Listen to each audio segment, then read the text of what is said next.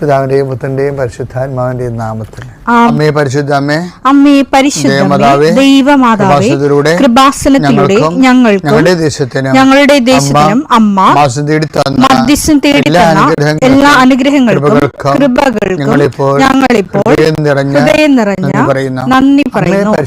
അമ്മേ പരിശുദ്ധമ്മേ, ദൈവമാതാവേ, 2004 ഡിസംബർ 7 ഉച്ചകഴിഞ്ഞ് 2:30 കൃപാസനത്തിൽ സംഭവിച്ച അമ്മയുടെ പ്രത്യക്ഷപ്പെടലിനെ കുറിച്ച് തിരുസഭയ്ക്ക് സമർപ്പിച്ചിരിക്കുന്ന പഠനരേഖകളുടെ സഭാത്മകമായ പഠനം ആരംഭിക്കുവാൻ ഞങ്ങൾ പ്രാർത്ഥിക്കുന്നു. അമ്മേ പരിശുദ്ധമേ, ഭൂസ്വർലോകങ്ങളുടെ രാജ്ഞിയായ അങ്ങേയ്ക്ക് ഭൗമസംരക്ഷണത്തിനായി പ്രപഞ്ചപ്രകൃതിയെ തന്നെ തിരുസഭ പ്രതിഷ്ഠിക്കുവാൻ ഈ പ്രത്യക്ഷീകരണം വഴി ഇടയാക്കണമേ. പരിശുദ്ധമേ, ജപമാല മാതാവേ, സകല കൃപാസനം പ്രാർത്ഥനയോടും ചേർത്ത് ഞങ്ങളിപ്പോൾ പ്രാർത്ഥിക്കുന്ന ഈ കുടുംബത്തിന്റെ പ്രത്യേക നിയോഗം മക്കളെ.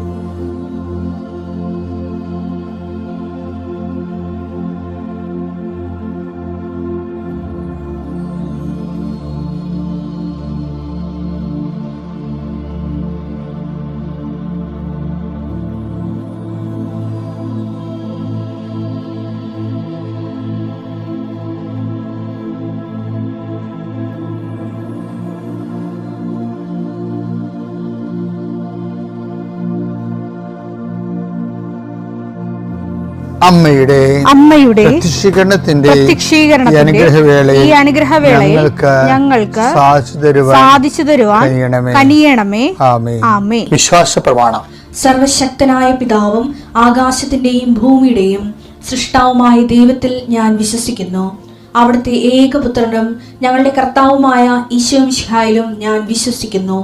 ഈ പുത്രൻ പരിശുദ്ധാത്മാവിനാൽ ഗർഭസ്ഥനായി കന്യകാമറിയത്തിൽ നിന്ന് പിറന്ന് പൊന്തിയോസ് പീലാത്തോസിന്റെ കാലത്ത് പീഡകൾ സഹിച്ച് കുരിശിൽ തറയ്ക്കപ്പെട്ട് മരിച്ച് അടക്കപ്പെട്ട് പാതാളങ്ങളിൽ ഇറങ്ങി മരിച്ചവരുടെ ഇടയിൽ നിന്ന് 3-ാം നാൾ ഉയർത്ത് സ്വർഗത്തിലേക്ക് എഴുന്നള്ളി സർവശക്തിയുള്ള പിതാവായ ദൈവത്തിന്റെ വലതുഭാഗത്തിരിക്കുന്നു. അവിടെ നിന്ന് ജീവിക്കുന്നവരെയും മരിച്ചവരെയും വിധിക്കുവാൻ വരുമെന്നും ഞാൻ വിശ്വസിക്കുന്നു. പരിശുദ്ധാത്മാവിലും ഞാൻ വിശ്വസിക്കുന്നു. വിശുദ്ധ കത്തോലിക്കാ സഭയിലും പുണ്യവാന്മാരുടെ ഐക്യത്തിലും പാപങ്ങളുടെ മോചനത്തിലും ശരീരത്തിന്റെ ഉയർപ്പിലും നിത്യമായ ജീവിതത്തിലും ഞാൻ വിശ്വസിക്കുന്നു. ആമേൻ. സുഖസ്ഥനായ ഞങ്ങളുടെ പിതാവേ, അങ്ങയുടെ നാമം പൂജിതമാകണമേ. അങ്ങയുടെ രാജ്യം വരണമേ. അങ്ങയുടെ തിരുമനസ് സ്വർഗത്തിലെ പോലെ ഭൂമിയിലും ആകണമേ. അന്നു വേണ്ടുന്ന ആഹാരം ഇന്ന് ഞങ്ങൾക്ക് തരണമേ.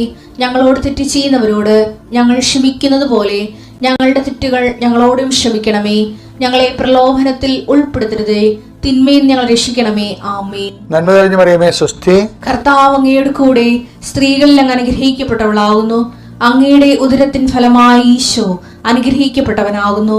പരിശുദ്ധ മറിയമേ, തമ്പുരാന്റെ അമ്മേ, പാപികളായ ഞങ്ങൾക്ക് വേണ്ടി ഇപ്പോഴും ഞങ്ങളുടെ മരണസമയത്തും തമ്പുരാനോട് അപേക്ഷിക്കണമേ. ആമേൻ. കർത്താവിന്റെ ഉന്നതമായ നാമത്തിന് സ്വസ്ഥം ചെയ്യുന്നു. കർത്താവിന്റെ വിശുദ്ധ പൗരോഹിത്യത്തെ മഹത്വപ്പെടുത്തണമേ. കർത്താവ് സഭയിലുള്ള സാന്നിധ്യം പ്രകടമാക്കണമേ. 39 വർഷം ഞാൻ അർപ്പിച്ച കൃപാനയുടെ യോഗ്യതയായി കൃപാസ്ഥാനത്താരെ ജീവനോടെ പ്രത്യക്ഷപ്പെട്ട മാതാവിന്റെ മധ്യസ്ഥത്തിലെ ഈശോനാമത്തിൽ പ്രാർത്ഥിക്കുന്നു. മാതാവേ, ഒത്തിരി ആഗ്രഹിച്ചാണ് രാവിലെ എഴുന്നേറ്റ് വരണം മക്കള്. അവരുടെ രോഗങ്ങളെ നീ ഏറ്റെടുക്കണമെന്ന് പ്രാർത്ഥിക്കുന്നു. അവരെ നീ സാന്ത്വനപ്പെടുത്തണം. പ്രത്യേകിച്ച് ശാരീരികമായ അവശതകളും രോഗങ്ങളും പരുക്കളും പൊറുക്കാത്ത മുറിവുകളും ഉള്ളവർ കർത്താവെ, അവരെ ഈ പ്രഭാതത്തിൽ അങ്ങ് സ്പർശിക്കണേ ഈശോയെ. കർത്താവെ, ചിലരൊക്കെ ഒരു ദിവസമെങ്കിലും ഒന്ന് ശരീരത്തിന് രോഗമില്ലാതിരുന്നെങ്കിലും ആഗ്രഹിക്കുന്ന രോഗികളെ കർത്താവെ കണ്ണീരോടെ പ്രാർത്ഥിക്കുന്നു. അവരെ നീ കൈവിട്ട് കളയരുത്. കർത്താവ് സമാധാനത്തിന് വേണ്ടി പ്രാർത്ഥിക്കുന്നവരുണ്ട്, ഉറക്കം ഇല്ലാത്തവരുണ്ട്. കർത്താവ് ഒരു വീട്ടിൽ തന്നെ താമസിച്ചിട്ട് എല്ലാവരും പരോക്ഷമായിട്ടും പ്രത്യക്ഷമായിട്ടും ഒക്കെ അവഗണിക്കുകയും ഗ്രൂപ്പുകൾ ഉണ്ടാക്കുകയും അതിൻ്റെ ആ ഗ്രൂപ്പിൽ പെടാത്തതിൻ്റെ പേരിൽ ഞെരുക്കപ്പെടുകയും ചെയ്യുന്നവരുണ്ട്. അത്രയും വലിയ തിന്മയുടെ ഭവനത്തിൽ നിന്ന് എവിടെയെങ്കിലും ഓടി ഒളിച്ചാൽ മതിയെന്ന് ഓർത്ത് വിഷമിക്കുന്നവരുണ്ട്. ഈശോയെ, അങ്ങനെ ഒറ്റപ്പെട്ടു പോയവരെ നീ താങ്ങിയെടുക്കണമേ എന്ന് പ്രാർത്ഥിക്കുന്നു. കർത്താവേ, ജപ്തി നടപടികൾ, സാമ്പത്തിക ബാധ്യതകൾ കർത്താവേ ഇറങ്ങിക്കൊടുക്കണമെന്ന് പറഞ്ഞിരിക്കുന്നവരെ, പൈസ അടക്കാൻ പറഞ്ഞിരിക്കുന്ന ഡേറ്റുകൾ, പൈസ കൈ തികയാത്തവർ, പൂർണ്ണമായിട്ടും ഇല്ലാത്തവർ, അവരെയൊക്കെ നീ സന്ധിക്കണം. കർത്താവേ, ഞങ്ങൾ 39 വർഷം അർപ്പിച്ച കുർബാനയുടെ യുഗതിയെ കൃപാസ്ഥാനത്താരെ ജീവനോടെ പ്രത്യക്ഷപ്പെട്ട മാതാവിൻ്റെ മധ്യസ്ഥത്തിൽ ഉടമ്പടിയെടുത്ത് പ്രാർത്ഥിച്ച 10,000 മക്കള് നടത്തിയ രാത്രിയും പകലും മഴയത്തും വെയിലത്തും നടത്തിയ പരിശുദ്ധ പ്രവർത്തനത്തിൽ യോഗ്യതയായി കർത്താവെ, കൃപ കുറഞ്ഞിട്ടുള്ള മക്കള് ഈ പ്രാർത്ഥന കൂടുമ്പോൾ അവരുടെ കഴിവ് കൊണ്ടോ സ്വാധീനം കൊണ്ടോ ഇതിന് തീരുമാനം ഉണ്ടാകത്തില്ല എന്ന് അവർക്കറിയാമായിരുന്നിട്ട് ആരും ഞങ്ങളെ സഹായിക്കും, ആരെങ്കിലും കർത്താവ് നീ എന്നെ അയക്കണമേ, ആരെങ്കിലും ഞങ്ങളുടെ കുടുംബത്തിലേക്ക് അയക്കണമേ. ബന്ധുക്കളോ സ്വന്തപ്പെട്ടവരോ ആരും ഇല്ലല്ലോ, പോക്കാരും കാണുന്നില്ലല്ലോ, ആരെങ്കിലും അയക്കണമേ കർത്താവേ, മാതാവേ, നിന്റെ ദൂതയായി ആരെങ്കിലും ഈ വിഷയത്തിൽ അയക്കണമേ എന്ന് പ്രാർത്ഥിക്കുന്ന മക്കൾക്ക് ഇന്ന് 12 മണിക്കുള്ളിൽ ആളെ കിട്ടാൻ പരിശുദ്ധ ദേവമാതാവിൻ്റെ മധ്യസ്ഥയിൽ പ്രാർത്ഥിക്കുന്നു. പരീക്ഷ കുഞ്ഞുങ്ങളെ, പരീക്ഷ എഴുതി കഴിഞ്ഞവർ, നല്ല റിസൾട്ട് പ്രതീക്ഷിക്കുന്നവർ, കർത്താവ് അവസാനത്തെ പരീക്ഷയ്ക്ക് എഴുതിയിട്ട് ഇനി എഴുതാൻ കാശുമില്ല, എഴുതി പരീക്ഷ എഴുതി നാണം കെട്ടറുണ്ട്. CA പരീക്ഷ പോലുള്ള പരീക്ഷകൾ 9ഉം 10ഉം ഒക്കെ എഴുതി അവർക്ക് തന്നെ നിക്കക്കളിയില്ലാതിരിക്കുന്നവരുണ്ട്. അവരെ ഈ ഒറ്റ പ്രാർത്ഥന കൊണ്ട്, അവരുടെ കഴിവല്ല, ഉടമ്പടി പ്രവർത്തിക്കേണ്ട മനുഷ്യന്റെ കഴിവിലല്ല, not by merit but by ഗ്രേസിലാണ്. ആ ഗ്രേസിന്റെ ശക്തി യേശുക്രിസ്തുവിന്റെ വിശുദ്ധ രക്തത്തിൽ നിന്നാണ്. കൃപയുണ്ടാവണമെങ്കിൽ അത് കർത്താവിന്റെ സൗജന്യ ദാനമാണെന്ന് മനസ്സിലാക്കിക്കൊണ്ട് കർത്താവിന്റെ കൃപയുടെ ശക്തിയാൽ നിന്റെ എല്ലാ അപാകതകളും, എല്ലാ പരിചയക്കുറവുകളും, എല്ലാ പരാധീനതകളും പോരായ്മകളും യേശുനാമത്തിൽ പരിഹരിക്കപ്പെടുകയും നീ യേശുനാമത്തിൽ സൗഖ്യപ്പെടുകയും യേശുനാമം സമാധാനപ്പെടുകയും ചെയ്യട്ടെ. നിത്യപിതാപുത്രനും പരിശുദ്ധാത്മാവായ സർവേശ്വര എന്നേക്കുമേ. ഇന്നൊരു രസം ഉണ്ടായേ.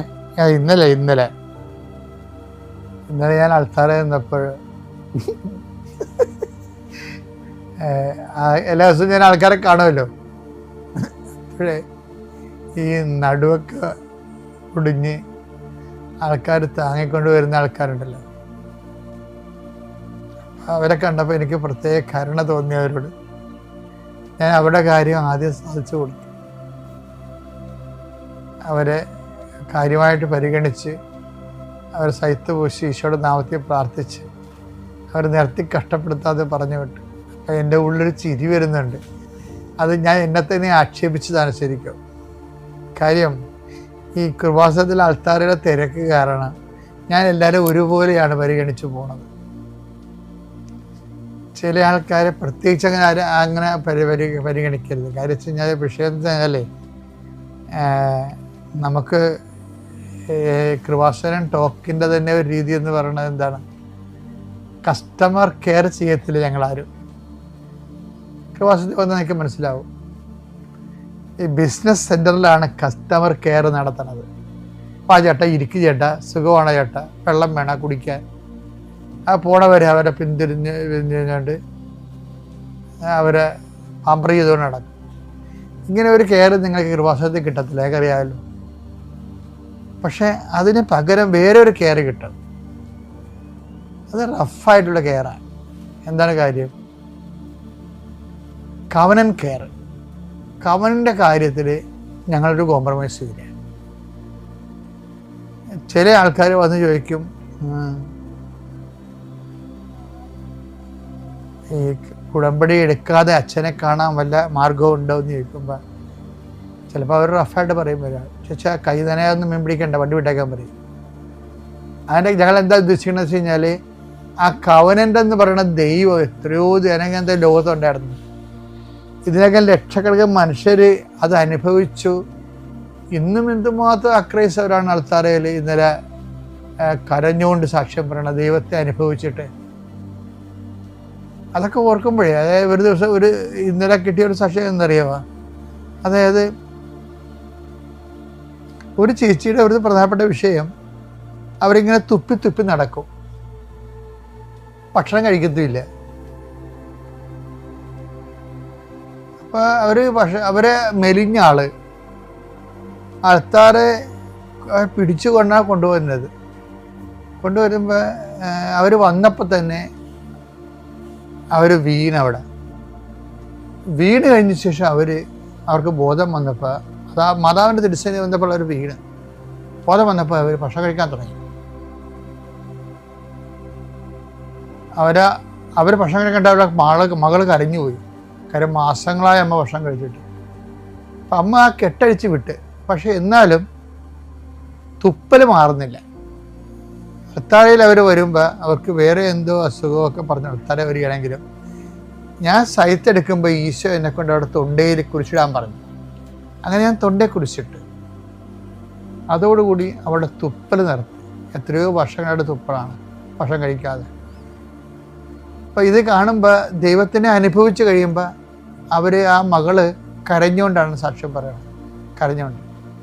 അപ്പോൾ ഉടമ്പടി ഇതിനകം എത്രയോ ലക്ഷങ്ങൾ അത് യേശുവിനെ ആദ്യമായിട്ടും കണ്ടുമുട്ടുന്നവർ പോലും ദൈവത്തെ അനുഭവിക്കുകയാണ്. അപ്പം ദൈവത്തെ അനുഭവിക്കുമ്പോൾ ഞങ്ങളെപ്പോഴും ചെയ്യണത് എന്താണ്? ഞങ്ങൾ കസ്റ്റമറിനെ കെയർ ചെയ്യത്തില്ല, പക്ഷെ കവനൻ്റെ കെയർ ചെയ്യും. ആദ്യം നിങ്ങൾ ദൈവരാജ്യത്തെയും അതിനെ നീതിയെയും കുറിച്ച് തന്നെ അന്വേഷിക്കുക. അതാണ് കവനൻ കെയർ എന്ന് പറയുന്നത്.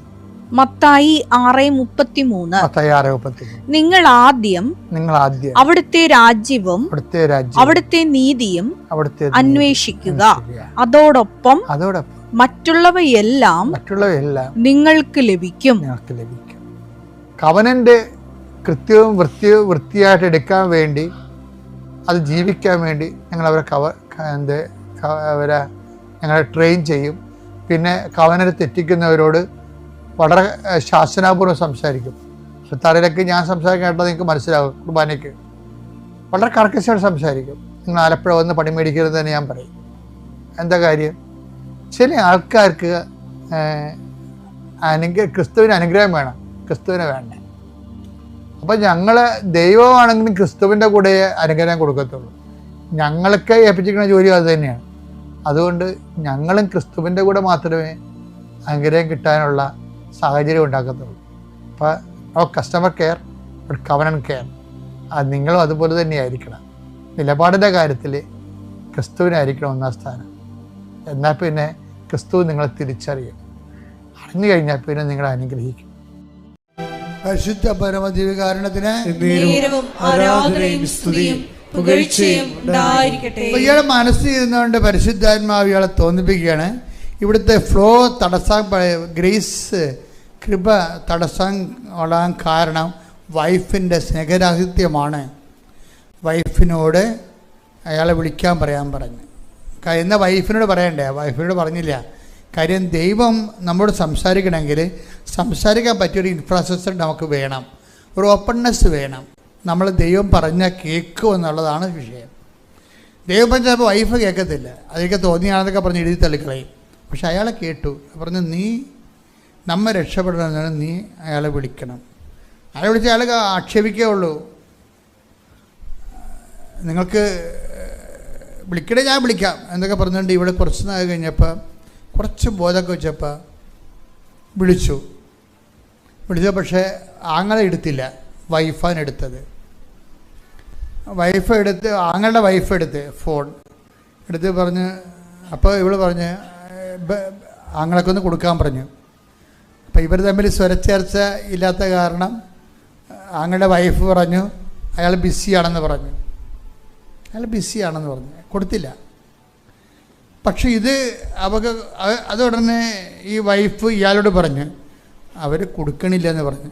അപ്പോൾ ഇയാൾ വൈഫിനോട് പറഞ്ഞു, നമ്മളെ സംബന്ധിച്ചിടത്തോളം കമ്മിറ്റ്മെൻറ്റ് ഓവറായി. ഇനിയിപ്പോൾ അയാൾ എടുത്താലും കൊള്ളാം എടുത്തില്ലെങ്കിലും കൊള്ളാം, ഒരു കുഴപ്പമില്ല. എന്താ കാര്യം? കർത്താവ് പറഞ്ഞ കാര്യം നമ്മൾ ചെയ്തു. അവർ ഇല്ലാത്ത എടുക്കാത്ത കാര്യം അവരുടെ കാര്യമാണ്. അതാണ് നിലപാട്, അതാണ് ഉപദേശം, അതാണ് കാറ്റക്കിസം എന്ന് പറയണത്. ആ വിഷയത്തിൽ എന്തൊരു പ്രബുദ്ധനായ ഒരു മനുഷ്യനാണെന്നൊക്കെ. അപ്പം അത് സെക്കൻഡ് പറഞ്ഞ് കഴിഞ്ഞ് ഒരു കുറച്ച് കഴിഞ്ഞപ്പോൾ തന്നെ ഇയാൾക്ക് ജോലിയായി. എത്ര 8 മാസം പെൻഡിങ്ങിൽ കിടന്ന സാധനമാണ്. നിങ്ങൾ സാക്ഷ്യങ്ങൾ കേൾക്കണം എന്തിനാണെന്ന് അറിയാവോ? ഇതുപോലെ ഒരു പ്രതിസന്ധി വരുമ്പോൾ നിങ്ങൾക്ക് പരിഹരിക്കാനാവാവുന്ന പ്രശ്നങ്ങളുടെ എവിടെയാണ് അതിൻ്റെ കുഴപ്പങ്ങളെന്ന് നോക്കിയിട്ട് റിപ്പയർ ചെയ്യാൻ വേണ്ടിയാണ് അച്ഛൻ ഓരോ കേസ് സ്റ്റഡി പറയണത്. അല്ല നിങ്ങളെ ആക്ഷേപിക്കാനോ നിങ്ങളെ പ്രകോപിപ്പിക്കാനോ സങ്കടപ്പെടുത്താനല്ല. ഇതൊന്ന് വെച്ച് നോക്കൂ. ഇപ്പം കന്നഡ മാറ്റി വെക്കത്തില്ലേ ആൾക്കാർ? നമ്മൾ കന്നഡ കടയിൽ ചെല്ലുമ്പോൾ എന്നെ ഈ ജോമോളും മനോജും കൂടി പറ്റിച്ചിരിക്കുകയാണ്. എൻ്റെ കന്നഡ ഒരു സ്വർണ്ണ കന്നഡയായിരുന്നു. സ്വർണ്ണമല്ല മറ്റേ. ഇപ്പം മൂക്ക് കറക്കാൻ തുടങ്ങി. അപ്പം ഞാൻ ഇതിങ്ങളാണ് എൻ്റെ കൂടെ ഉള്ളത്. ഞാൻ പറഞ്ഞു മൂക്ക് കറക്കണമല്ല എന്ന് പറഞ്ഞു. അപ്പോൾ മനോജ് പോയി കണ്ടുപിടിച്ചതാണ് ഈ കറുത്ത കന്നഡ. ഇപ്പം ഞാൻ മുമ്പത്തേക്കാൾ വയസ്സനായല്ല എന്ന് ഓർത്ത്. ഇവർ പറഞ്ഞു മുമ്പത്തേക്കാൾ ചെറുപ്പമായത്. എന്തും ആയിക്കോട്ടെ. അപ്പോൾ നമ്മൾ കന്നഡക്കട ചെല്ലുമ്പോൾ നമ്മുടെ കണ്ണിന് അവർ ഓരോരോ ലെൻസ് തരും. അപ്പം നമുക്ക് എല്ലാ ലെൻസും നമ്മൾ എടുക്കത്തില്ല. നമുക്ക് പറ്റണ ലെൻസ് മാത്രമേ നമ്മൾ എടുക്കത്തുള്ളൂ. അപ്പം ഞാൻ നിങ്ങൾക്ക് ഓരോ ലെൻസ് തന്നുകൊണ്ടിരിക്കുകയാണ്. നിങ്ങളുടെ വിഷയം ഇതാണെങ്കിൽ മക്കൾ ഇങ്ങനെ സെറ്റ് ചെയ്യാൻ പറയും. അതാണ് ഞാൻ ഉദ്ദേശിക്കുന്നത്. അല്ല നിങ്ങളെ ആക്ഷേപിക്കാനെ പറ്റി കളിയാക്കാനൊന്നുമല്ല ഉദ്ദേശിക്കുന്നത്. ഇത് നിങ്ങളുടെ പ്രശ്നം ഇതാണെങ്കിൽ മക്കൾ ഇത് പോയി സെറ്റ് ചെയ്യാൻ പറയും. നമ്മുടെ കേസ് സ്റ്റഡിയാണ്. നമ്മുടെ ഓരോ സാക്ഷ്യവും കേസ് സ്റ്റഡിയാണ്. ഇപ്പോൾ എന്തുകൊണ്ടാണ്? അതായത് വചനമെന്ന് പറയണത് ഒരു വല്ലാത്ത ഒരു സംഭവമല്ലേ. വചനത്തോട് വലിയ ഒരു പ്രണയബന്ധം ഉണ്ടാകണം വചനത്തോട്. അപ്പം നിങ്ങൾക്ക് ദൈവം നിങ്ങളുടെ കൂടെയുള്ള പോലെ നിങ്ങൾക്ക് ഫീൽ ചെയ്യും. നീ നടക്കേണ്ട വഴി നിൻ്റെ മുഖത്തേക്ക് ഉപദേശിക്കും. ഞാൻ നിങ്ങളോട് പറഞ്ഞില്ലേ, ചില സമയത്തെങ്കിലും നെടുമ്പാശ്ശേരി നമ്മൾ കാര്യം പറയുമ്പോൾ അച്ഛൻ എന്താ പറഞ്ഞത്? ഒത്തിരി പേര് വന്ന് കൊണ്ടുവന്നാക്കാനും വരുമ്പോൾ തിരിച്ച് കൊണ്ടുപോകാനും ഒത്തിരി പേര്. ഏതെങ്കിലും ഒരു കാലത്ത് നമ്മൾക്ക് ആരും കൊണ്ടുവന്നാക്കാനുണ്ടാകാത്തൊരു സമയമുണ്ട്. ആരും കൊണ്ടുപോകാനും ഒരു സമയമില്ല. നമ്മൾ ഒറ്റക്ക് വരണം, ഒറ്റക്ക് പോകണം. എന്നാൽ പിന്നെ എന്തുകൊണ്ട് ഇന്ന് അത് ആയിക്കൂടാ? എന്തെങ്കിലും നമ്മളിത് ഫേസ് ചെയ്യേണ്ടി വരും. എന്നിട്ട് വീട്ടിൽ പോയി ആൾക്കാരെ തല്ലിക്കൊള്ളണമെന്നല്ല ഞാൻ പറയണത്. നിങ്ങൾ ദൈവം മാത്രമേ നിങ്ങൾക്കുള്ളൂ എന്ന് നിങ്ങളുടെ മനസ്സിനെ പഠിപ്പിക്കണം. ഓക്കെ അല്ലേ? അത് കറക്റ്റാണ്. എന്താ ഗുണമെന്നറിയാവോ? അടി കിട്ടിയതിന് ശേഷം അയ്യോ എൻ്റെ കർത്താവേ എനിക്ക് തെറ്റിപ്പോയി, ഞാൻ പഴയ കാലങ്ങളിൽ എനിക്ക് എല്ലാവരും ഉണ്ടെന്ന് വിചാരിച്ചു, എന്നിട്ട് ഞാൻ നിന്നെ ഉപേക്ഷിച്ചു എന്നൊക്കെ പറഞ്ഞ് കരഞ്ഞു കൂപ്പി കാളെ കാറിയിട്ട് കാര്യമൊന്നുമില്ല. മറിച്ച് എന്താ, ഇന്ന് തന്നെ മനസ്സിനെ പഠിപ്പിക്കണം. എന്താണ്? മത്തായി 24:25 വായിച്ചോളൂ. ശ്രുതിയുടെ ഹല്ലേലൂയ. ഇതാ ഞാൻ മുൻകൂട്ടി നിങ്ങളോട് പറഞ്ഞിരിക്കുന്നു. അതാണ് മുൻകൂട്ടി ഓരോ കാര്യം കർത്താവ് നമ്മളോട് പറഞ്ഞിട്ടുണ്ട്. അതെന്തിനാണ്? ആ സമയമാകുമ്പോൾ നമ്മൾ പിടച്ചിലുണ്ടാകാതിരിക്കാൻ വേണ്ടിയാണ്. ഇതുപോലെ തന്നെ ആദ്യമേ നമ്മൾ ഈശോ പറഞ്ഞു, I will be with U unto the last. കാലത്തിൻ്റെ അവസാനം വരെ 2 സ്ഥലത്തിന് ഗ്യാരണ്ടി ചെയ്തുകൊണ്ടാണ് വചനം പറയുന്നത്. ഇപ്പോൾ വചനത്തിൻ്റെ പ്രശ്നം എന്ന് പറഞ്ഞാൽ വചനം ജീവിതം തന്നെയാണ്.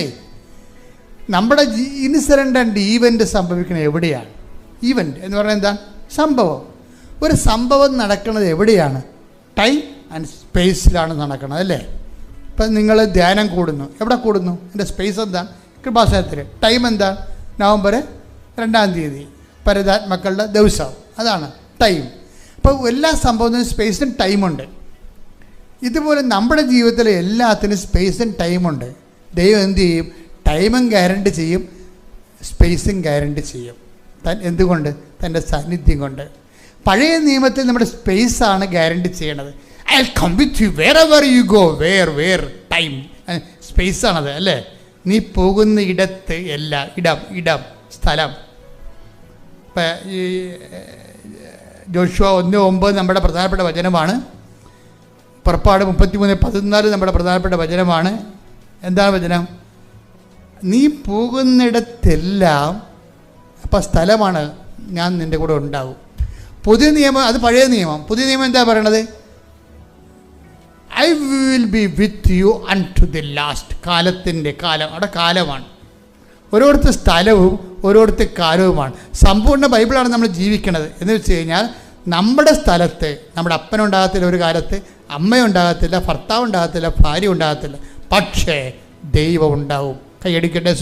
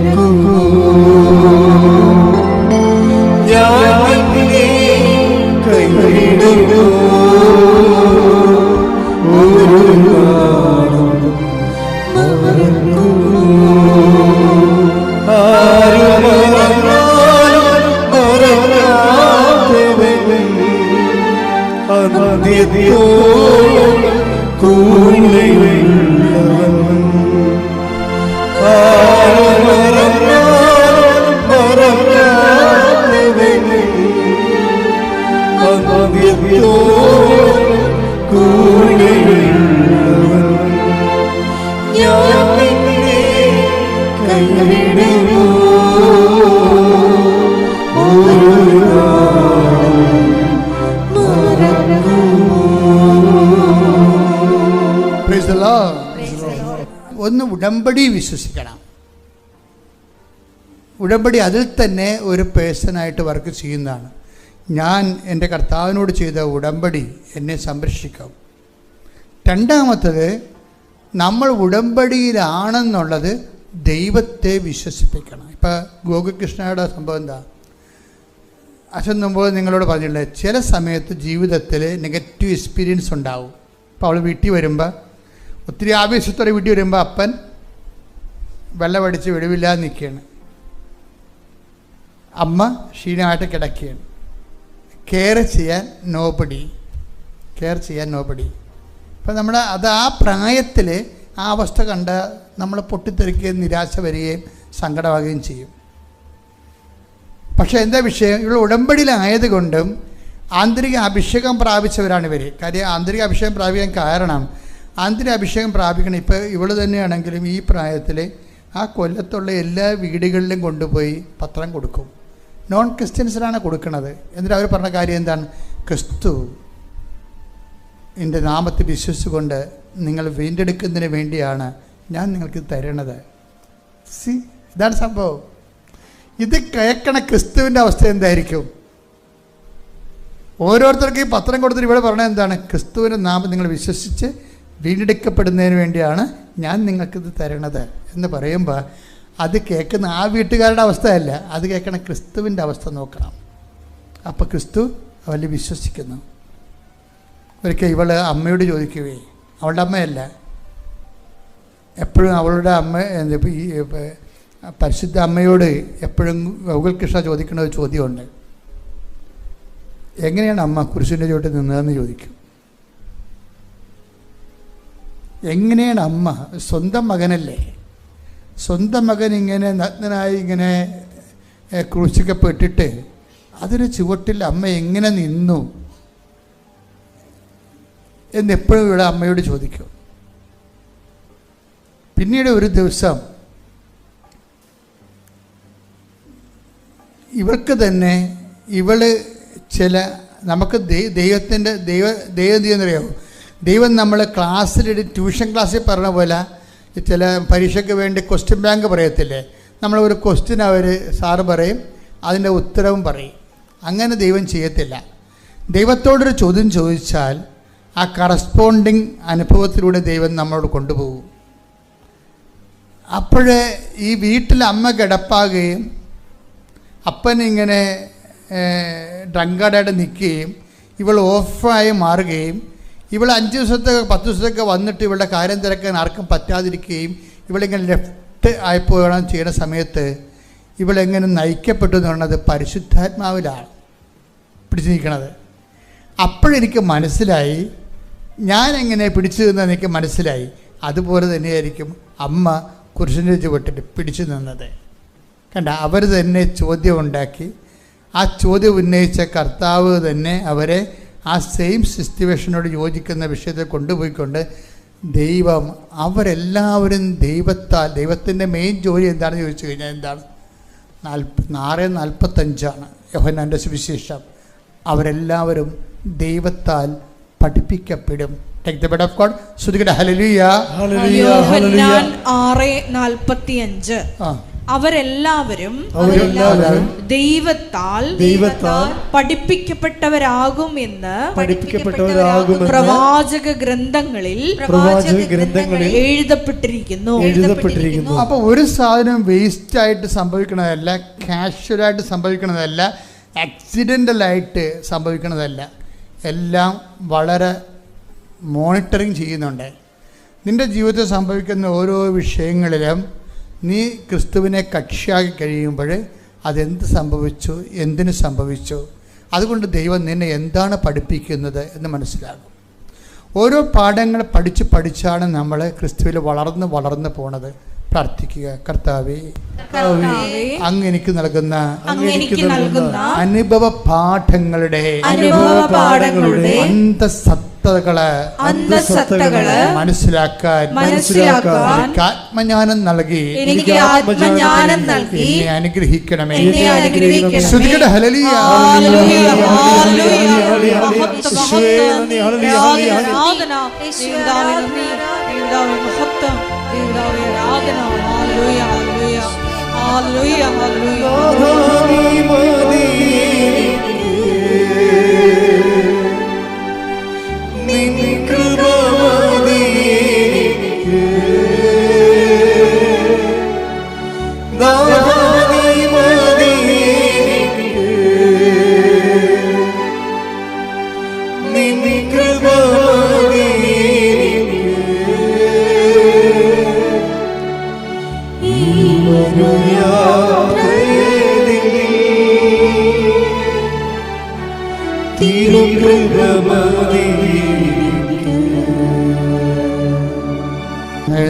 സൗഖ്യ പ്രാർത്ഥനയ്ക്ക് പ്രവേശിക്കാം. ഓൺലൈനിലുള്ളൊരു പ്രത്യേകം ശ്രദ്ധിക്കുക. അച്ഛനോട് ചേർന്ന് പ്രാർത്ഥിക്കുക. കർത്താവായ ദൈവമേ, ഈ നിമിഷം മുഴുവൻ ദൈവവചനത്തിലൂടെ എന്നെ നയിച്ചതിന് ഞാൻ നന്ദി പറയുന്നു. എന്റെ കർത്താവേ, ഞങ്ങൾ ഉടമ്പടിയിൽ വെച്ചിരിക്കുന്ന ഓരോ വിഷയത്തിലും അങ്ങയുടെ സഹായം ലഭിക്കുന്നതിനായി ഞങ്ങൾ ഈ ആരാധനയിൽ പങ്കെടുത്ത് പ്രാർത്ഥിക്കുന്നു. കർത്താവേ, ഞങ്ങളുടെ കഴിവ് കൊണ്ടല്ല, അങ്ങയുടെ കൃപയാൽ ഞങ്ങളുടെ സങ്കടങ്ങളെ, ഭാരങ്ങളെ, രോഗങ്ങളെ, ജീവിത പ്രതിസന്ധികളെ, പ്രശ്നങ്ങളെ പരിഹരിക്കുന്നതിനായി അങ്ങ് പറഞ്ഞതുപോലെ ചെയ്ത് ജീവിച്ചുകൊണ്ട് ഞങ്ങൾ അങ്ങയുടെ ഉടമ്പടിയുടെ സാക്ഷികളായി മാറുന്നതിനായി പുനഃസമർപ്പണം ചെയ്യുന്ന കർത്താവേ, ഞങ്ങളെ ഓരോരുത്തരെയും അനുഗ്രഹിക്കണമേ. ഗർഭിണികളെ അനുഗ്രഹിക്കണമേ. പ്രസവത്തിന് പാടുണ്ടാകും, ക്ലേശകരമായിരിക്കും ഡോക്ടർ പറഞ്ഞവരെ, ഗർഭസ്ഥ ശിശുവിന് കേടുള്ളവരെ ഇപ്പോൾ അനുഗ്രഹിക്കണമേ.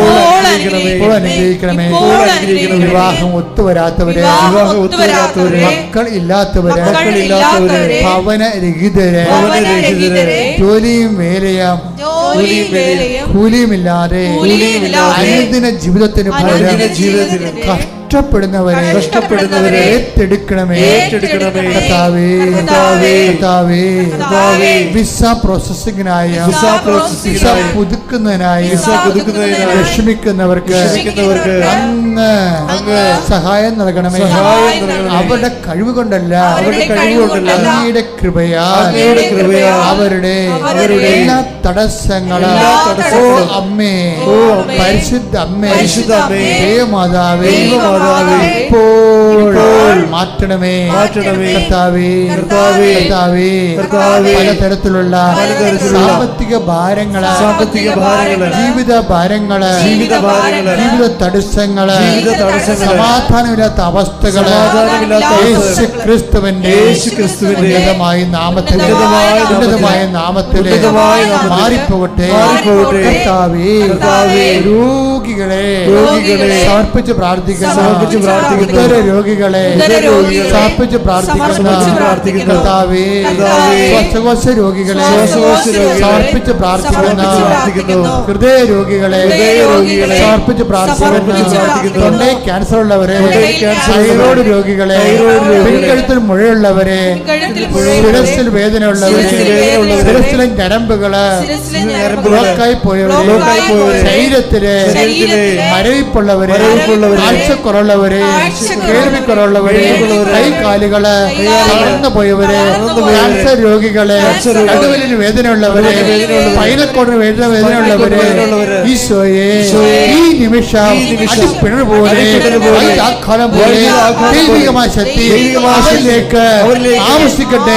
യേശുവിന്റെ നാമത്തിലെ മാരക രോഗങ്ങളെ, വേദികളെ യേശുവിന്റെ നാമത്തിലെ മാറിപ്പോട്ടെ.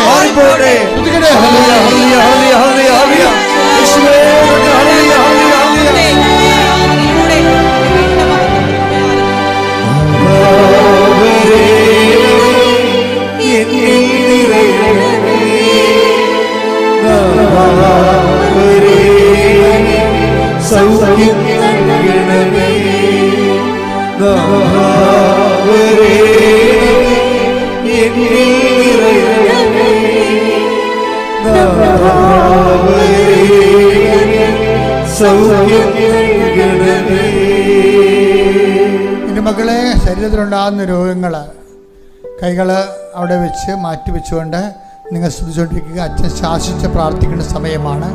കൈകൾ മാറ്റിക്കൊണ്ട് ശരീരത്തിൽ വിവിധ രോഗങ്ങളുള്ള ഇടങ്ങളിലേക്ക് സ്ഥലങ്ങൾ കൈകൾ മാറ്റിക്കൊണ്ട് ഇട്ടിമുഴക്കം പോലെ സ്തുതിക്കട്ടെ. ഹല്ലേലൂയ. എൻ്റെ കർത്താവിൻ്റെ ഉന്നതമായ നാമത്തിലെ സഭയുടെ അധികാരത്തിലെ ദൈവത്തിൻ്റെ ശക്തിയായ 39 വർഷം ഞാൻ അർപ്പിച്ച കൃപാനയുടെ യോഗ്യതയാൽ കൃപാസ്ഥാനത്താറെ ജീവനോടെ പ്രത്യക്ഷപ്പെട്ട പരിശുദ്ധയുടെ മാധ്യസ്ഥത്തിൽ ഈ അൾത്താരയിൽ നടന്ന 10,000-കണക്കിന് ആരാധന ശക്തിയാൽ നമ്മൾ കഴിഞ്ഞ ദിവസങ്ങൾ നടത്തിയ ലക്ഷക്കണക്കിന് ജപമാലയുടെ ശക്തിയാൽ മാരക രോഗങ്ങൾ, തീരാവേദികൾ, ജീവദുരിതങ്ങൾ, നീ ദൈവപൈതരെ ഇന്നനുഭവിക്കുന്ന എല്ലാവിധ ഭൗതികവും ആത്മീയവുമായ ജീവിത ദുരിതങ്ങൾ, തടസ്സങ്ങൾ, രോഗങ്ങൾ യേശുക്രിസ്തുവിന്റെ നാമത്തിൽ മാറിപ്പോകട്ടെ. ശ്രുതികട്ടെ.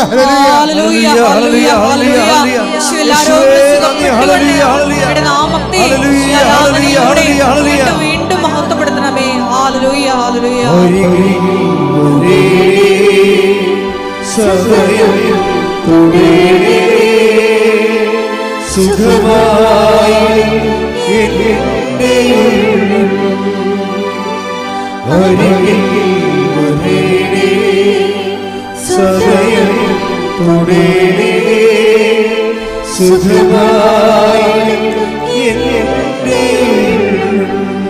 ഉറ്റനിക്കുക മക്കളെ, എഴുന്നുകൊണ്ട് ഇപ്പോഴും മൗനമായി പ്രാർത്ഥിക്കുക. നമ്മൾ ഇത്രയും നേരം 2 മണിക്കൂറോളം കർത്താവിനെ കേട്ടുകൊണ്ടിരിക്കുകയെന്ന് ഓർക്കണം. ഈ ആത്മീയ ആസ്തിയിലാണ് എൻ്റെ മക്കൾ പ്രാർത്ഥിക്കേണ്ടത്. എന്തെങ്കിലും കാര്യങ്ങൾ അച്ഛൻ വിട്ടുപോയിട്ടുണ്ടെങ്കിൽ ആ വിഷയത്തിന് ദൈവം തീരുമാനമെടുക്കുന്ന പരിശുദ്ധമായി നിങ്ങൾക്ക് വേണ്ടി മധ്യസ്ഥം വഹിക്കുന്ന സമയമാണ്. മൗനമായി പ്രാർത്ഥിക്കട്ടെ. കർത്താവേ, അങ്ങയുടെ മക്കൾ മൗനമായി പ്രാർത്ഥിക്കുകയാണ്. കെട്ട വചനങ്ങളിൽ ജീവിച്ചു കൊള്ളാവുന്ന മനസ്സുകൊണ്ട് തീരുമാനമെടുത്തുകൊണ്ട് ഉടമ്പടിയുടെ ജനത, ഉടമ്പടി വഴി അങ്ങയുടെ അവകാശവും ഓഹരിയുമാകുന്ന ജനത, അങ്ങയുടെ വാഗ്ദാനങ്ങൾക്ക് നേരവകാശികളായവർ ഈ നിമിഷം അങ്ങയുടെ തിരുസന്നിധി നിന്നെ നാഥനും രക്ഷകനുമായി ഏറ്റുപറഞ്ഞുകൊണ്ട് നിൻ്റെ ആരാധനയുടെ താഴ്വരയിലെ, സിയോൻ മലയിലെ, ഹൊറേബ് മലയിലെ, സിനായി മലകളിലെ എല്ലാം ആവശ്യിച്ച അതേ ആരാധ്യമായ നിൻ്റെ ചരിത്ര ചൈതന്യം, വിടുതലിൻ്റെ ചൈതന്യം അങ്ങയുടെ മക്കളിലേക്ക് ആവശ്യിക്കട്ടെ എന്ന് പ്രാർത്ഥിക്കുന്നു. കാറ്റായി, കടലായി അങ്ങയുടെ ശക്തി മക്കളിലേക്ക് ആവശ്യിക്കട്ടെ എന്ന് പ്രാർത്ഥിക്കുന്നു.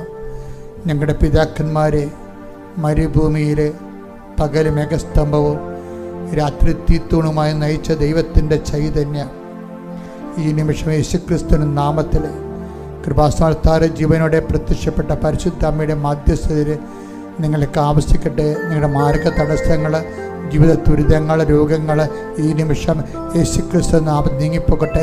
സ്തുതിക്കട്ടെ. ഹല്ലേലൂയ.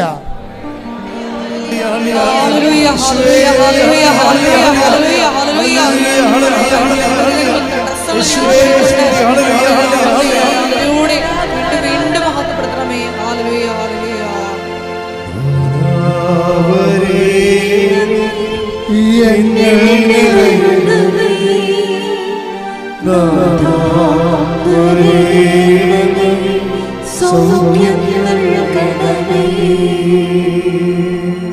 സമാപനാശീർവാദം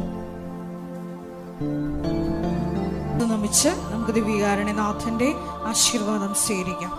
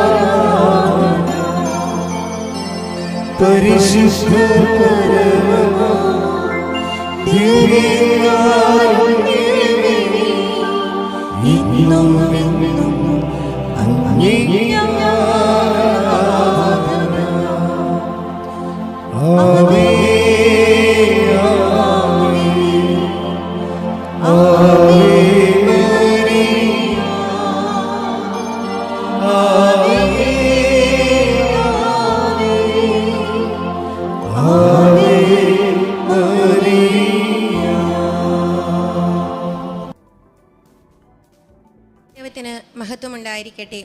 പരിശുദ്ധ ദൈവമാതാവ് ജീവനോടെ പ്രത്യക്ഷപ്പെട്ട ഈ ആൾത്താരയിൽ ഇവിടെ വന്ന് സാക്ഷ്യം പറയുവാൻ എന്നെ അനുഗ്രഹിച്ച മാതാവിനും ഈശോയ്ക്കും കോടാനുകോടി നന്ദി ആദ്യമേ പറയുന്നു. എൻ്റെ പേര് ആൻസി ജിജോ. ഞങ്ങൾ മാവേലിക്കരയിൽ നിന്ന് വരുന്നു. ഇതെൻ്റെ ഹസ്ബൻഡ് ജിജോ ജോസഫ്. ഞങ്ങളുടെ രണ്ടാമത്തെ കുഞ്ഞ് എൽന മരിയ. ഞാനിവിടെ ആദ്യമായി ഉടമ്പടി എടുക്കുന്നത് 2025 ഫെബ്രുവരി മാസം 17-ാം തീയതിയാണ്. ഇതിനു മുൻപ് ഞാൻ 2 തവണ കൃപാസനത്തിൽ വന്നെങ്കിലും എനിക്ക് ഉടമ്പടി എടുക്കുവാൻ സാധിച്ചില്ല. അന്ന് ഞാൻ എൻ്റെ ആദ്യത്തെ കുഞ്ഞിനെയും കൊണ്ടാണ് ഇവിടെ വന്നിരുന്നത്. അപ്പോൾ എൻക്വയറി ഓഫീസിൽ അന്വേഷിച്ചപ്പോൾ ഉടമ്പടി ക്ലാസ് ഉണ്ട്, അതിനുശേഷമേ ഉടമ്പടി എടുക്കാൻ സാധിക്കുകയുള്ളൂ എന്ന് എന്നോട് പറഞ്ഞു. അപ്പോൾ കൈക്കുഞ്ഞായതുകൊണ്ട് അത്രയും സമയം കുഞ്ഞിനെയും വെച്ചുകൊണ്ട് ക്ലാസ് അറ്റൻഡ് ചെയ്യുക എനിക്ക് ബുദ്ധിമുട്ടായി തോന്നി. ഞങ്ങൾ തിരിച്ചു പോയിട്ട് വീട്ടിൽ വന്ന് കൃപാസനത്തിൽ തിരിച്ചു വന്ന് ഉടമ്പടി എടുക്കുന്നതിനെ പറ്റി ഉള്ള കാര്യങ്ങളൊന്നും ഞങ്ങൾ വേണ്ടാന്ന് തന്നെ വെച്ചു. അത് മനഃപൂർവ്വം അങ്ങനെ ചെയ്യുക എന്ന് പറയുന്നതാകും ശരി. പിന്നീട് ഞങ്ങളുടെ ജീവിതത്തിൽ ഒട്ടനവധി പല കാര്യങ്ങളെയും കുറിച്ച് തടസ്സങ്ങൾ വന്നപ്പോൾ പിന്നീട് വന്നത് കൃപാസനം തന്നെയാണ്.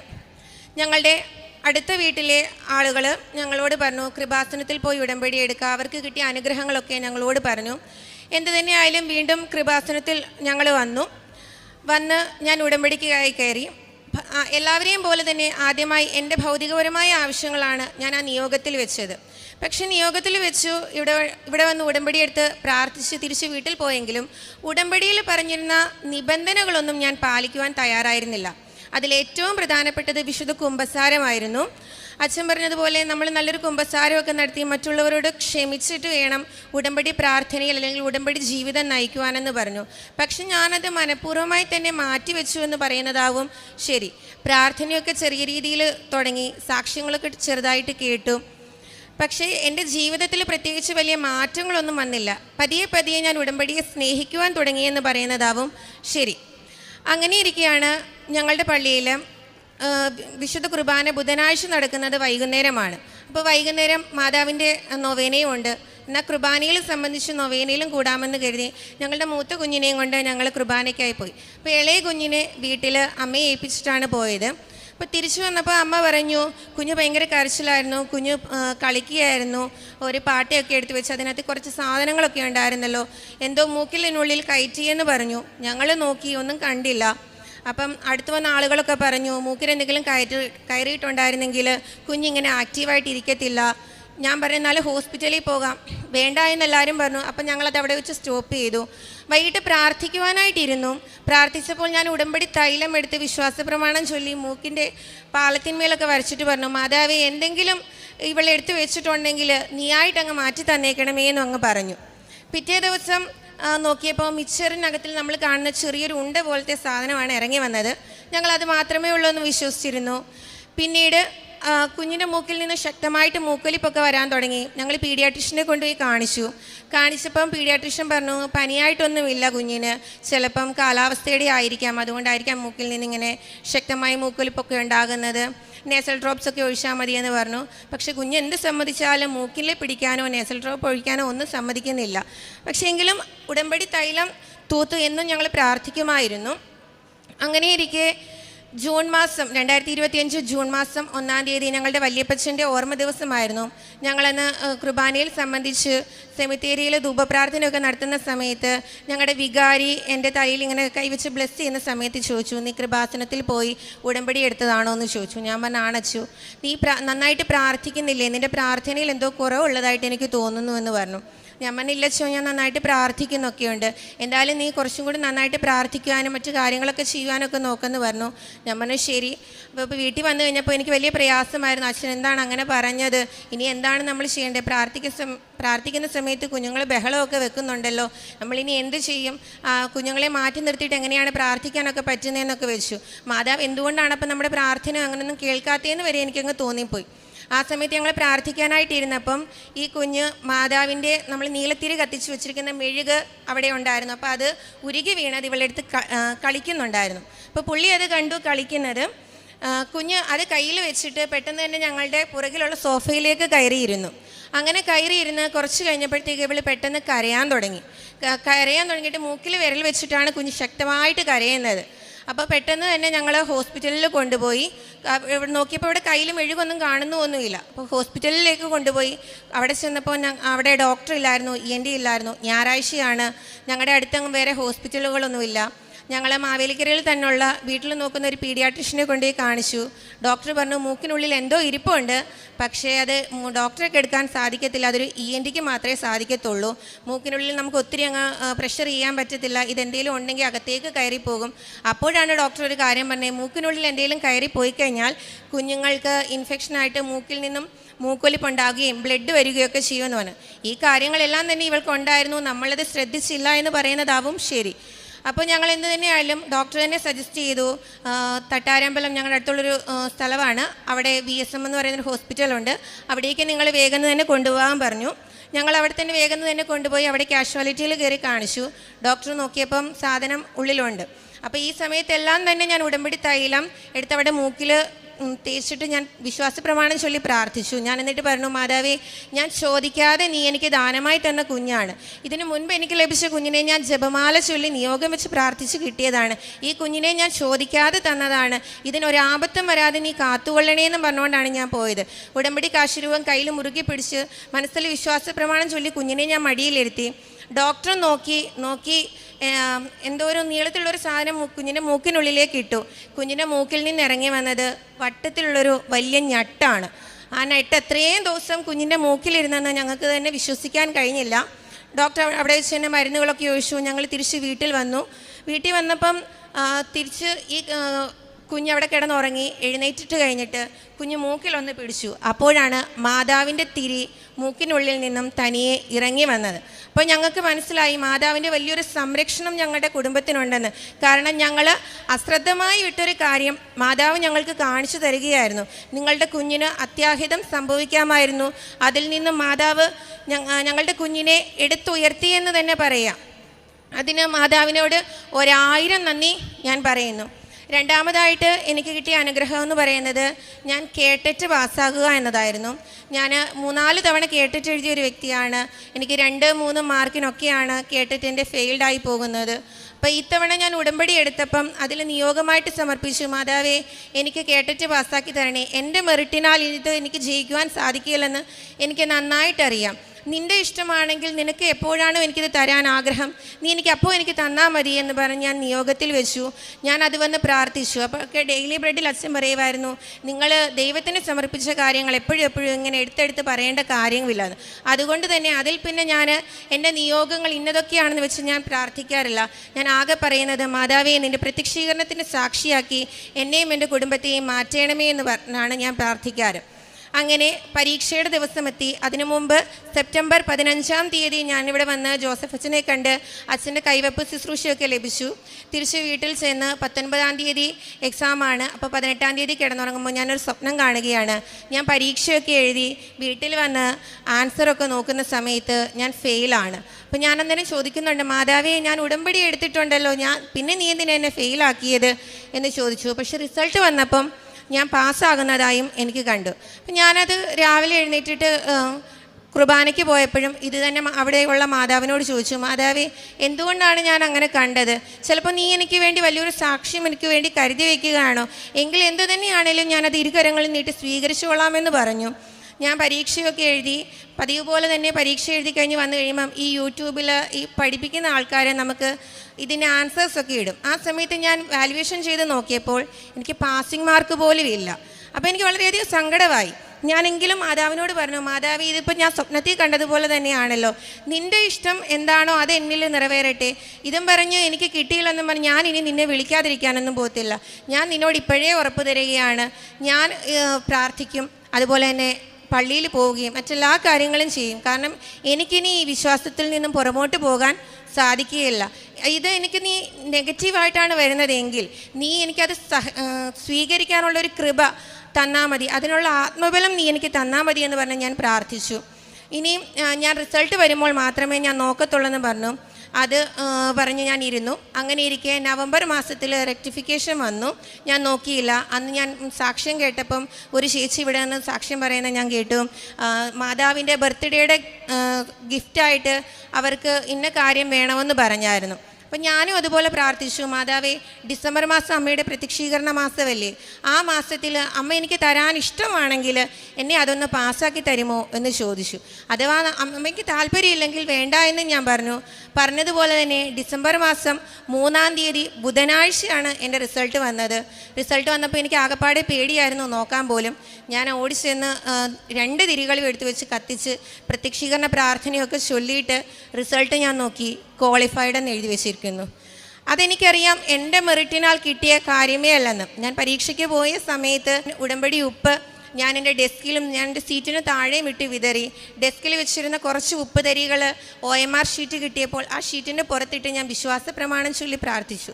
എല്ലായ്പ്പോഴും ഞാൻ പരീക്ഷ എഴുതുമ്പോൾ എന്തെങ്കിലുമൊക്കെ മിസ്സിങ്ങുകളൊക്കെ എനിക്ക് സംഭവിക്കും. പ്രത്യേകിച്ച് പാർട്ട് 2 എഴുതുന്ന സമയത്ത് ഓപ്ഷൻ സിക്ക് പകരം ഓപ്ഷൻ ഡി കറപ്പിക്കുക, അങ്ങനെയുള്ള ചില പരിപാടികളൊക്കെ എനിക്കുണ്ടായിരുന്നു. എന്നാൽ ഇപ്രാവശ്യം എനിക്കതൊന്നും ചെയ്യേണ്ടി വന്നില്ല. എല്ലാം എന്തോ യാന്ത്രികമായി തന്നെ സംഭവിക്കുന്നതായിട്ട് എനിക്ക് തോന്നി. വളരെ സമാധാനപൂർവ്വമാണ് ഞാൻ പോയി പരീക്ഷയൊക്കെ എഴുതിയിരുന്നത്. അതിനാൽ തന്നെ ഞാൻ ഓടി വന്ന് അന്നേരം തന്നെ മാതാവിനോട് നന്ദി പറഞ്ഞു. പെട്ടെന്ന് തന്നെ മാതാവിൻ്റെ ഒരു ഫോട്ടോ ഒക്കെ എടുത്ത് ഞാൻ സ്റ്റാറ്റസ് ഇട്ടിട്ട് പറഞ്ഞു, ഞാൻ കേട്ടിട്ട് പാസ്സായി, ഇതെൻ്റെ അമ്മ എനിക്ക് നേടിത്തന്നാന്ന് പറഞ്ഞ് അന്നേരം തന്നെ ഞാൻ അമ്മയുടെ നാമത്തെ മഹത്വപ്പെടുത്തി.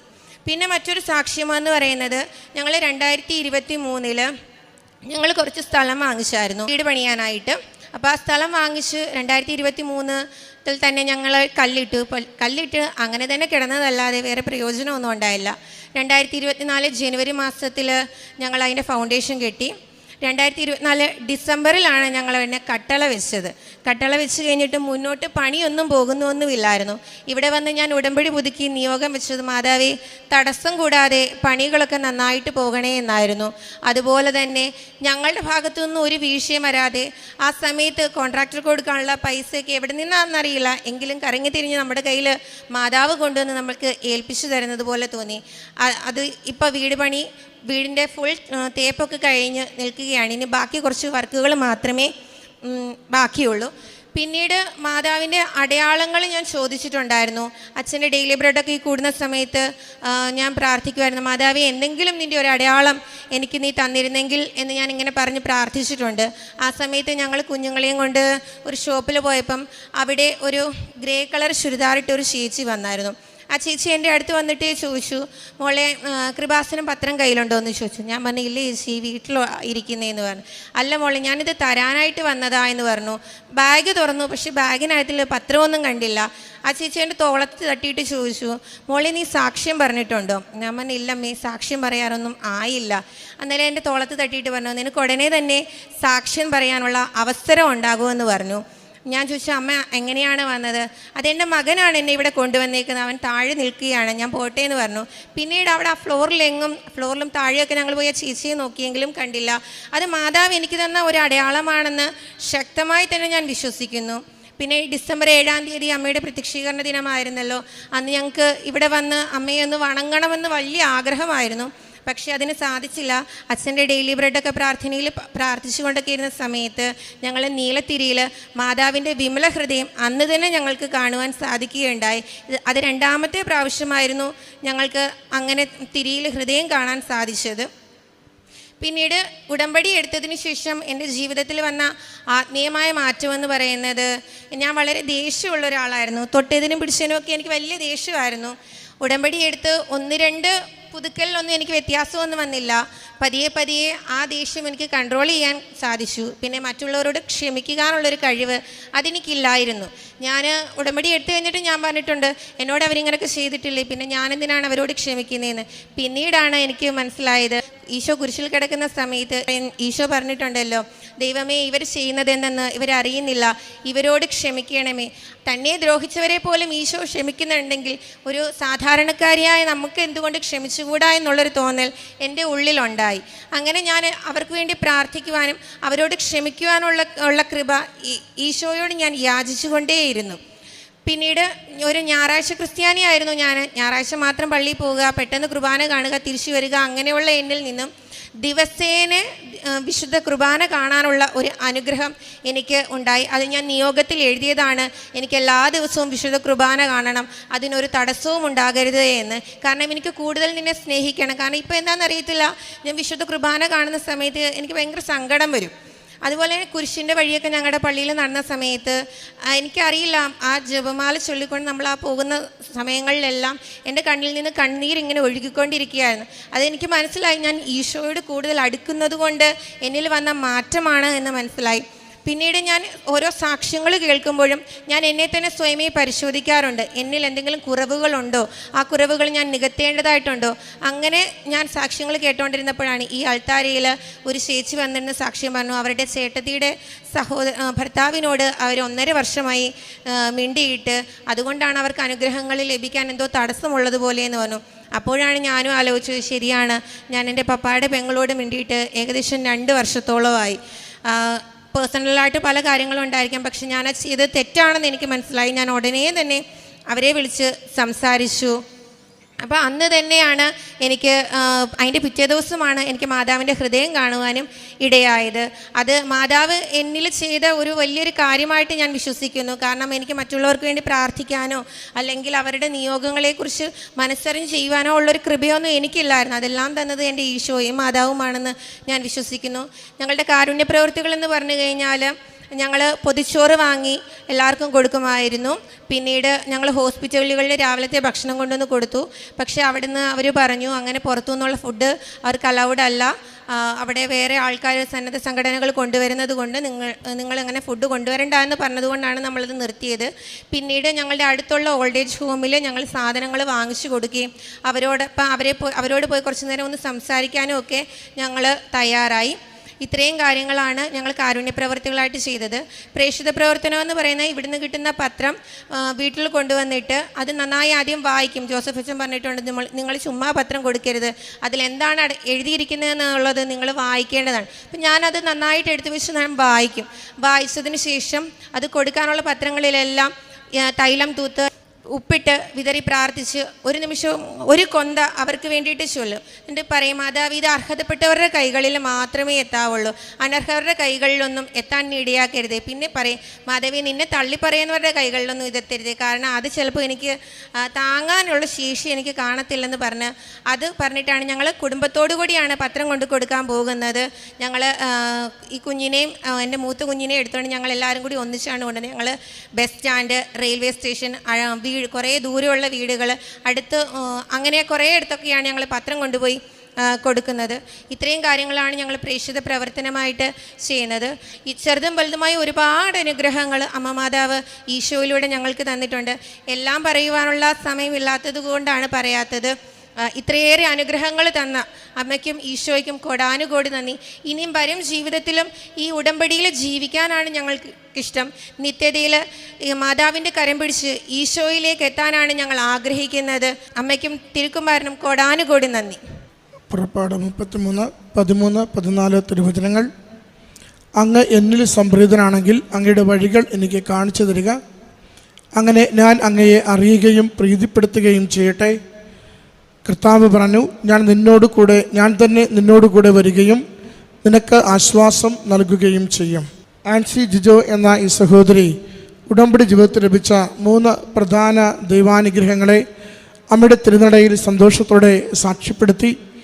ആദ്യത്തത് കുഞ്ഞിൻ്റെ മൂക്കിൽ പോയ ഭക്ഷണ പദാർത്ഥങ്ങൾ, ഇരുമ്പ് നെട്ട് എന്നിവ ദിവസങ്ങൾക്ക് ശേഷം അത്ഭുതകരമായിട്ട് അത് പുറത്തു പോകുന്നതിനുള്ള അമ്മ മാതാവ് സംരക്ഷണം ഒരുക്കിയതും തക്ക സമയത്ത് ഡോക്ടറെ കാണിച്ചു കൊടുത്തതും അതങ്ങനെ ഒന്ന് ഉള്ളിലുള്ളതുപോലും അറിവില്ലായിരുന്നു. അത് അമ്മ മാതാവ് അത് കൂടുതൽ അപകടമൊന്നും വരുത്താതെ ആ കുഞ്ഞിന് ആരോഗ്യം നൽകിക്കൊണ്ട് അത് പുറത്തു വരുവാനുള്ള വഴികൾ ഒരുക്കിയതിനെയാണ് കുടുംബം സന്തോഷത്തോടെ നന്ദിയോടെ സാക്ഷ്യപ്പെടുത്തിയത്. രണ്ടാമത്തത് കേറ്റഡ് പരീക്ഷ വിജയിച്ച വിഷയമാണ്. അതിലും ഏറെ പഠനത്തിൽ ക്ലേശം അനുഭവിച്ച് മുന്നോട്ട് പോയ മകളെ അമ്മ മാതാവ് കൈപിടിച്ച് നടത്തുകയും നന്നായി പരീക്ഷ എഴുതി അമ്മയുടെ സംരക്ഷണയിലും അമ്മയുടെ നേതൃത്വവസ്തുക്കൾ ഉപയോഗിച്ചും അതെഴുതി വിജയിക്കുവാൻ മകളെ സഹായിച്ചതിനെ സാക്ഷ്യപ്പെടുത്തി. പലതവണ വീട് പണി മുടങ്ങിപ്പോയത് അത് പൂർത്തീകരിക്കുവാൻ വേണ്ടിയുള്ള പരിശ്രമത്തിൽ അമ്മ മാതാവിൻ്റെ നേതൃത്വവസ്തുക്കൾ ഉപയോഗിച്ച് പ്രാർത്ഥിച്ചതിലൂടെ അതിൻ്റെ പൂർത്തീകരണത്തിലേക്ക് ആ ഭവന നിർമ്മാണം കൊണ്ടുവരുവാൻ സഹായിച്ചതിനെയും സന്തോഷത്തോടു കൂടി മകൾ സാക്ഷ്യപ്പെടുത്തി. പ്രത്യേകിച്ച് ആത്മീയ ജീവിതത്തിൽ വന്ന മാറ്റങ്ങൾ, അതുപോലെ വചനവായനയോടുള്ള സ്നേഹം, അനുതാപം എന്ന കുദാശ, അതെത്ര കണ്ട് വിശുദ്ധിയിലും വിശ്വസ്തയോടുകൂടിയും അതിനെ സമീപിക്കുവാനായി ലഭിച്ച സാഹചര്യങ്ങൾ, അതിനെയൊക്കെ മകൾ വാക്കുകളിലൂടെ സാക്ഷ്യപ്പെടുത്തി. തുടങ്ങിയപ്പോൾ മകൾ പറഞ്ഞത് ആ കുമ്പസാരമെന്ന കുദാശ അത് സ്വീകരിക്കാതെ ഉടമ്പടി ജീവിതം തുടങ്ങി എന്നതിനെക്കുറിച്ചാണ്. എപ്പോഴും ഉടമ്പടി ആരംഭിക്കുമ്പോൾ നമ്മോട് പറയും, ഉടമ്പടി പുതുക്കുക, ഉടമ്പടി ആദ്യമായി എടുക്കുക, അച്ഛൻ്റെ കൈവെപ്പ് ശുശ്രൂഷയ്ക്ക് വേണ്ടി വരിക, സാക്ഷ്യം പറയുവാനായി എത്തുക. ഈ അവസരങ്ങളിലൊക്കെയും നിർബന്ധമായും ആ വ്യക്തികൾ കുമ്പസാരിച്ച് പ്രസാദപരത്തിലായിരിക്കണം എന്ന് നമ്മൾ പറയാറുണ്ട്. കാരണം നമ്മൾ ആഗ്രഹിക്കുന്നൊരു കാര്യം, എഴുതുന്നൊരു നിയോഗം ദൈവപര പ്രസാദത്തിലാണ് നാം അത് ചെയ്യുന്നതെങ്കിൽ നമുക്കത് ആ നിമിഷങ്ങളിൽ തന്നെ അനുഗ്രഹത്തിലുള്ള വഴികൾ അമ്മ മാതാവ് നമുക്ക് ഒരുക്കി തരും. അതുകൊണ്ടാണ് ഉടമ്പടി എടുക്കുന്നതിന് മുമ്പ് കഴിയുന്നത് നമ്മുടെ കുമ്പസാരിച്ചൊരുങ്ങി നമ്മുടെ ജീവിതം ഒന്ന് കറക്റ്റ് ചെയ്യണം. ഉടമ്പടി ഒരു പുതിയ ജീവിതത്തിലേക്കുള്ള പ്രവേശനമാണ്. അത് നമ്മുടെ ജഡികാസക്തികളുടെ ജീവിതത്തിൽ നിന്നും പൂർണ്ണമായി പിന്മാറുന്നു എന്ന ദൈവസന്നിധിയിൽ നമ്മൾ ഏറ്റുപറയുകയാണ്. നമ്മുടെ അകവും പുറവും ഒരുപോലെ കാണുന്നവൻ്റെ മുമ്പിൽ നമ്മുടെ ആത്മാവിനെ പൂർണ്ണമായി സമർപ്പിക്കുവാനുള്ള സന്നദ്ധതയിലാണ് ഉടമ്പടി ജീവിതത്തിലേക്ക് നമ്മൾ പ്രവേശിക്കുന്നത്. അവിടെ ഏറ്റവും വലിയ പ്രാധാന്യം അനുരഞ്ജന കുദാശയ്ക്കുണ്ട്. ആരോടെങ്കിലും ക്ഷമിക്കുവാനുണ്ടെങ്കിൽ, ആരെയെങ്കിലും നാം വേദനിപ്പിച്ചിട്ടുണ്ടെങ്കിൽ, അനർഹമായത് എന്തെങ്കിലും ശേഖരിച്ചിട്ടുണ്ടെങ്കിൽ അതൊക്കെ ഒന്ന് പരിശോധിച്ച് നമ്മുടെ ജീവിതത്തെയും അതിൻ്റെ പെരുമാറ്റ രീതികളെയും പരിശോധിച്ച് ദൈവസന്നിധിയിൽ കറകൾ മുഴുവനും കഴുകി കാർക്കശ്യമുള്ളത് മുഴുവനും ദൈവസന്നിധിയിൽ മാപ്പിരുന്നുകൊണ്ട് എല്ലാവരോടും രമ്യതപ്പെട്ട് എൻ്റെ ആത്മാവിന് ദൈവത്തിന് സ്പർശിക്കുവാൻ പറ്റും വിധം ദൈവത്തിന് വസിക്കുവാൻ പറ്റും വിധം ഒരുക്കിക്കൊണ്ട് ഉടമ്പടിയിലേക്ക് പ്രവേശിക്കുമ്പോൾ നമുക്കത് വേഗത്തിൽ അനുഗ്രഹം പ്രാപിക്കുന്നതിന് കാരണമാകും. മകൾ പറയുന്നുണ്ട്, ഞാൻ ആ ഉടമ്പടി എടുത്ത് പോയെങ്കിലും കുമ്പസാരിക്കാതെയാണ് തുടങ്ങിയത്. എന്നാൽ ആ സാക്ഷ്യം പറഞ്ഞു തീരുമ്പോൾ മകൾ പറയുന്നുണ്ട്, ഞാനൊരു സാക്ഷ്യം കേട്ടപ്പോൾ അവിടെ 1.5 വർഷത്തിലേറെ രമ്യതപ്പെടാതിരുന്നൊരു വിഷയം ഞാൻ ശ്രദ്ധിച്ചു. അത് പെട്ടെന്ന് എന്നെ സ്വാധീനിക്കുകയും എനിക്ക് അതുപോലെ 2 വർഷത്തോളമായി എൻ്റെ ജീവിതത്തിൽ നിലനിന്നിരുന്ന ഒരു പിണക്കം അത് മാറ്റുന്നതിന് പെട്ടെന്ന് തീരുമാനമെടുത്ത് രമ്യതപ്പെടുവാൻ എൻ്റെ അമ്മ മാതാവ് സഹായിച്ചുവെന്ന്. അനുരഞ്ജന കുദാശ ഒത്തിരി കെട്ടുകൾ നമുക്ക് അഴിച്ചു തരും, ഒത്തിരി തടസ്സങ്ങൾ നമുക്ക് മാറ്റിത്തരും, ഒത്തിരി രോഗങ്ങൾക്ക് നമുക്ക് സൗഖ്യം തരും. കാരണം ദൈവസന്നിധിയിൽ മാപ്പ് പറയുകയും നമ്മുടെ ഈശോയുടെ തിരുരക്തത്താൽ കഴുകപ്പെടുവാൻ വേണ്ടി നമ്മളെ തന്നെ അവിടുത്തെ സന്നിധിയിലേക്ക് എളിമയോടുകൂടി ധൈര്യത്തോടുകൂടി എൻ്റെ കർത്താവ് എത്ര കടും ചുമപ്പാണ് എൻ്റെ പാപമെങ്കിലും തൂമഞ്ഞ് പോലെ അത് വെണ്മയുള്ളതാക്കി മാറ്റും, നൈർമല്യം നൽകുമെന്ന പ്രത്യാശയോടെ നാം പ്രാർത്ഥിക്കുമ്പോൾ നമുക്കത് അനുഗ്രഹത്തിലുള്ള പുതിയ കാര്യം തുറന്നു തരും. മകൾ പറയുന്നുണ്ട്, ഒരു ഞായറാഴ്ച ക്രിസ്ത്യാനിയായിരുന്നു എന്നെ ഇന്ന് അനുദിന ദിവ്യബലിയിലേക്ക് അമ്മ ചേർത്ത് നിർത്തുകയും ആ ഓരോ ദിവ്യബലിയിലും ഈശോയുടെ പീഡാനുഭവത്തെയും മരണത്തെയും ഉള്ളിലെനിക്ക് അനുഭവിക്കുവാൻ, വൈകാരികമായി അനുഭവിക്കുവാൻ പറ്റുന്ന ആത്മഭാരം നൽകിക്കൊണ്ട് കണ്ണു നിറഞ്ഞ് ആ ഈശോയുടെ സകല നിമിഷങ്ങളിൽ എനിക്ക് പങ്കുചേരുവാൻ പറ്റുന്നുവെന്ന്. എല്ലാവർക്കും ദിവ്യബലിയിൽ നിറ കണ്ണുകളോടുകൂടി പങ്കുചേരുവാൻ പറ്റില്ല. കുറേയേറെ പേർക്ക് അതൊരു കാഴ്ച മാത്രമാണ്, പറയുന്ന ചൊല്ലുന്ന പ്രാർത്ഥനകൾ മാത്രമാണ്. പക്ഷേ ആ ആത്മാവും ശരീരവും യേശുവിൻ്റെ സഹനത്തോട് ചേർത്ത് വയ്ക്കുന്നവരാണ് ഓരോ വാക്കും ഓരോ നിമിഷവും ആ സഹനം മുഴുവനും ജീവിതത്തിലേക്ക് സ്വീകരിച്ചുകൊണ്ട് അതിൽ പങ്കുചേരുവാൻ പറ്റുക. ഇത് ആത്മീയമായ മാറ്റത്തിൻ്റെ, ദൈവവരപ്രസാദത്തിൻ്റെ നിലനിൽപ്പിൻ്റെ അടയാളങ്ങളാണ് പറയുക. ഞാൻ ഓരോ കുർബാന പങ്കെടുക്കുമ്പോഴും എൻ്റെ കണ്ണ് നിറയുന്നുണ്ട്, ഞാൻ ഓരോ നിമിഷവും ജപമാല ചൊല്ലുവാൻ എൻ്റെ ഹൃദയം തുടിക്കുന്നുണ്ട്, കാരുണ്യപ്രവൃത്തി സന്തോഷത്തോടെ ചെയ്യുവാൻ നിരന്തരം എനിക്ക് ശ്രദ്ധ വരുന്നുണ്ട്. കാരണം ഞാൻ ഉടമ്പടിയിലാണ്. ഉടമ്പടിയിൽ നാം ജീവിക്കുന്നുവെങ്കിൽ ഉടമ്പടിയുടെ ഓരോരോ കാര്യങ്ങൾ നിരന്തരം നമ്മുടെ ജീവിതത്തിലൂടെ മറ്റുള്ളവർക്കും നമുക്കും അനുഭവമാകുമ്പോൾ നാം കൈമാറിക്കൊണ്ടിരിക്കും. അതിൻ്റെ സാക്ഷ്യങ്ങളാണ് ഈ സഹോദരി ഈ അൾത്താരയിൽ പറഞ്ഞത്. സഹോദരിക്ക് ലഭിച്ച ആത്മീയ ബോധ്യങ്ങൾക്ക്, ജീവിതത്തിൽ ലഭിച്ച ദൈവാനുഗ്രഹങ്ങൾക്ക് അമ്മ മാതാവിനും തിരുക്കുമാരനും നന്ദി പറഞ്ഞുകൊണ്ട് കരങ്ങളടിച്ച് ഈ സാക്ഷ്യം നമുക്ക്